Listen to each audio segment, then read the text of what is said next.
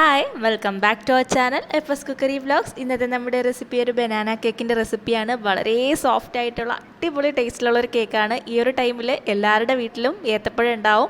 അപ്പോൾ ഉണ്ടാക്കിയെടുക്കാൻ പറ്റുന്ന നല്ലൊരു കേക്കിൻ്റെ റെസിപ്പിയാണ്.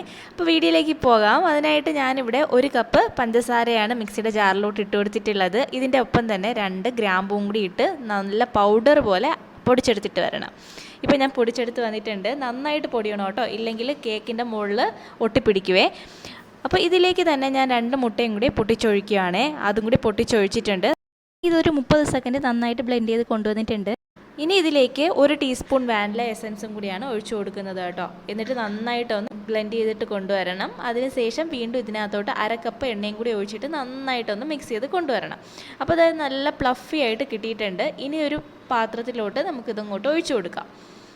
ഇത് ഞാൻ മുഴുവനായിട്ട് ഒഴിച്ചു കൊടുത്തിട്ടുണ്ട് കേട്ടോ. വേറൊരു പാത്രം എടുക്കുക. ഡ്രൈ ഇൻഗ്രീഡിയൻസ് എല്ലാം കൂടി മെഷർ ചെയ്ത് ഇട്ട് കൊടുക്കണം.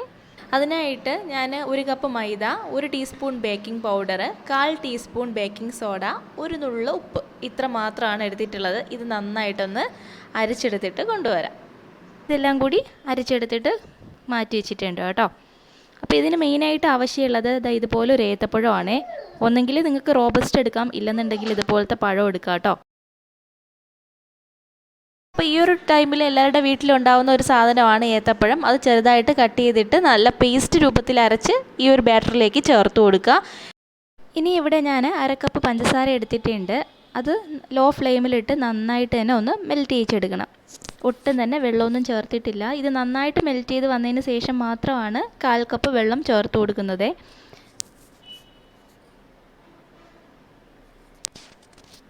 ഇപ്പോൾ 1/4 കപ്പ് വെള്ളവും കൂടി ചേർത്ത് കൊടുത്തിട്ടുണ്ട്. ഇപ്പോൾ ഇതിവിടെ കറക്റ്റായിട്ട് റെഡി ആയിട്ടുണ്ട്. ഇനി ഇത് നമുക്ക് ബാറ്ററിലോട്ട് ഒഴിച്ചു കൊടുക്കാവുന്നതാണ്. അപ്പോൾ ഞാൻ ദാ ഇവിടെ മുഴുവനായിട്ട് ഒഴിച്ചു കൊടുക്കുന്നുണ്ട്. എന്നിട്ട് നന്നായിട്ട് തന്നെ മിക്സ് ചെയ്തെടുക്കുന്നുണ്ട്.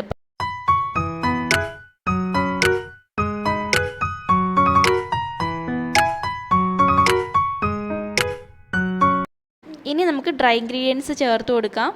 ഡ്രൈ ഇൻഗ്രീഡിയൻസ് ചേർത്ത് കൊടുത്തതിന് ശേഷം വളരെ പതുക്കെ മാത്രം ഇതുപോലെ മിക്സ് ചെയ്തെടുക്കുക. ഇപ്പോൾ ഇവിടെ ബാറ്റർ റെഡി ആയിട്ടുണ്ട്. ഇനി ഇത് ഉണ്ടാക്കാനായിട്ടുള്ള മോൾഡിൽ ഞാൻ എണ്ണയൊക്കെ ഗ്രീസ് ചെയ്തതിന് ശേഷം കുറച്ച് മൈദപ്പൊടിയൊക്കെ തട്ടിയിട്ട് വെച്ചിട്ടുണ്ട്. ഇനി ഈ ഒരു മോൾഡിലേക്ക് നമ്മൾ ഉണ്ടാക്കി വെച്ചിരിക്കുന്ന ബാറ്റർ മുഴുവനായിട്ട് ഒഴിച്ചു കൊടുക്കുന്നുണ്ട്. ഞാൻ 10 മിനിറ്റ് മുമ്പേ തന്നെ ഇഡ്ഡലി കുട്ടുവ ഒന്ന് പ്രീ ഹീറ്റ് ചെയ്യാൻ വെച്ചിട്ടുണ്ടായിരുന്നു, ലോ ഫ്ലെയിമിലിട്ടിട്ട്. ഇനി ഈ ഒരു ബാറ്റർ നന്നായിട്ടൊന്ന് ഈ ഒരു കേക്ക് ടിനെ ഒന്ന് ടാപ്പ് ചെയ്തതിന് ശേഷം 1 പിടിയോളം കാഷ്യൂനട്ട് ഞാൻ എടുക്കുന്നുണ്ട്. നന്നായിട്ടൊന്ന് ക്രഷ് ചെയ്ത് അതുപോലെ ഒന്ന് പൊടിച്ചെടുക്കുന്നുണ്ട്. അതിനുശേഷം കുറച്ച് മൈദ, 2 ടീസ്പൂൺ മൈദയിലിട്ട് നന്നായിട്ടൊന്ന് തട്ടി കൊടുക്കുന്നുണ്ട്. അതിനുശേഷം ടാപ്പ് ചെയ്ത് വെച്ചിരിക്കുന്ന കേക്കിലേക്ക് മുകളിലോട്ട് മുഴുവനായിട്ട് ഈ കാഷ്യൂനട്ട് ഇട്ട് കൊടുക്കുന്നുണ്ട്. ഇനി കേക്ക് ഞാൻ ഇതിനകത്തോട്ട് ഇറക്കി വെച്ച് കൊടുക്കുകയാണ്.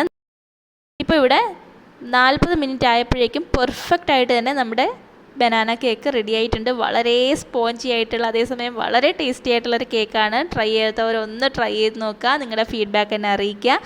ഈ ഒരു ഇഫ്താർ സമയത്ത് എന്നും പോളയും അതുപോലുള്ള ഐറ്റംസ് കഴിക്കുന്നതിന് പകരം ഒരു ദിവസം ചേഞ്ച് ചെയ്ത് നോക്കുക കേട്ടോ.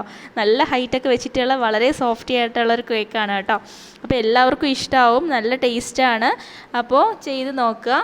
വീഡിയോ ഇഷ്ടമാവുകയാണെങ്കിൽ ഒന്ന് ലൈക്ക് ചെയ്യുക, അതുപോലെ തന്നെ ഒന്ന് ഷെയർ ചെയ്യുക. സബ്സ്ക്രൈബ് ചെയ്യാത്തവരുണ്ടെങ്കിൽ പ്ലീസ് ഒന്ന് സബ്സ്ക്രൈബ് ചെയ്ത് സപ്പോർട്ട് ചെയ്യണം കേട്ടോ. അപ്പോൾ എല്ലാവർക്കും താങ്ക്സ് ഫോർ വാച്ചിങ്.